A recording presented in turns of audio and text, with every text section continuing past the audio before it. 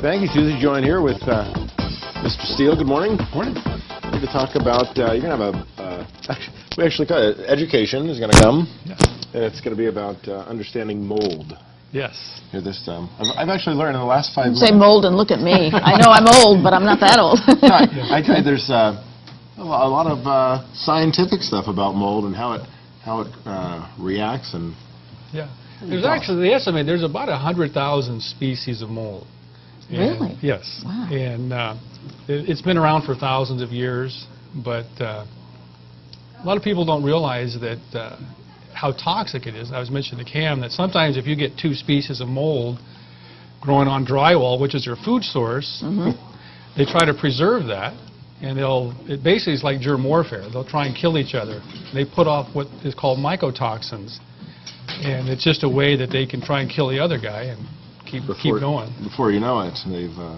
Now, does the health department step in if they find if a home has mold, they can remove those people from their home? Sometimes they do. Okay. Those are in extreme cases. But a lot of times homeowners or businesses just realize I've got something going on here. Right. You know, or they might see it. They go, well, this isn't good. Or sometimes maybe they're just not feeling good.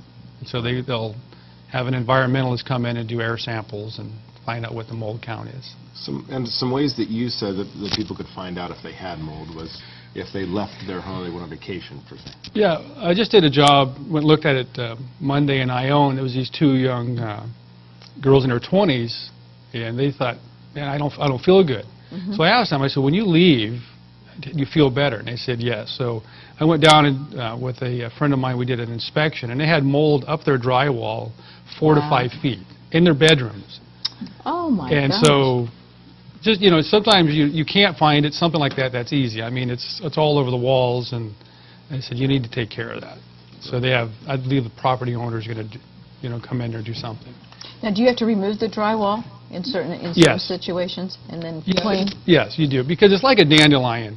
I mean, you've got a root system, so you can just pop the dandelion off, and it comes right back. So industry standards is you cut the drywall out. And if you find it 2 feet up the wall, we're supposed to remove 18 inches beyond where it stops, just to make sure you don't miss anything. So then the mold the culture would be behind the wall or underneath coming up where, and does it always start with like dampness or something of that nature? You have to have moisture, like a leaky faucet under a supply line under a sink or behind a refrigerator. And you have to have a food source, which is like drywall or wood. They love drywall. It's, for whatever reason, they just love it. Now, to be a water damage repair person, you have to have certifications, correct? Yes, we are mold certified. We are general contractors. It's kind of an unregulated industry to some point. The industry is trying to catch up. But the insurance companies that we work for, State Farm and Liberty Mutual and all these others, require that we be licensed contractors and have certifications in the business. We don't do any testing. A lot of people think, well, do you do testing? We don't, because it's kind of a conflict of interest. You don't want the guy that's finding mold to be doing the test. So we use an outside company, Sierra Environmental, and there's another one that we use. They'll come in and do air samples, and then we determine based on those air samples how much mold is in the house. Okay, so Dan, let's get to the free education that's going to come up. If you're a realtor or a property manager, but we have a course at Mel's in April the 12th in the banquet room. Real estate agents, insurance agents get continuing credits for their licenses, but also we invite property managers, roofers, anybody in the building trade that's going to come in contact with mold. We've had many plumbers. The last classes we did, we had one in Sonora last year. We had 60 in attendance.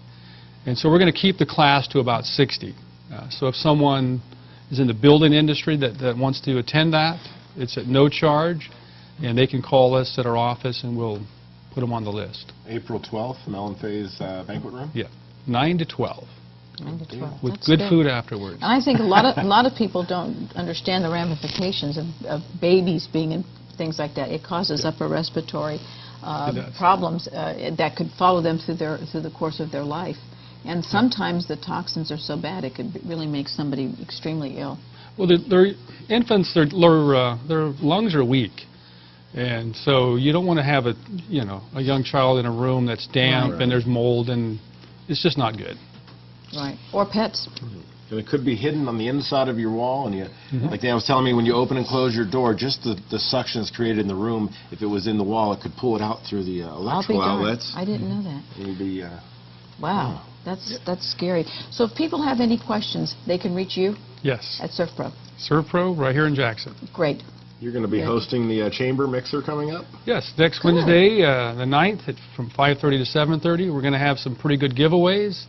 A lot of education. If anybody has any questions, we've got all the information right there on site. Now, if somebody wants an inspection, they can just call you? Yeah. You come out and do an inspection? There's no charge. Great. That's right. Good. If you got water damage, you need to call the Man of Steel, is what we're going to There call him you here go. on TSPN. And right. with that, our own Sue Slivick is with the band members from Honeyhawk. So, Sue, take it away.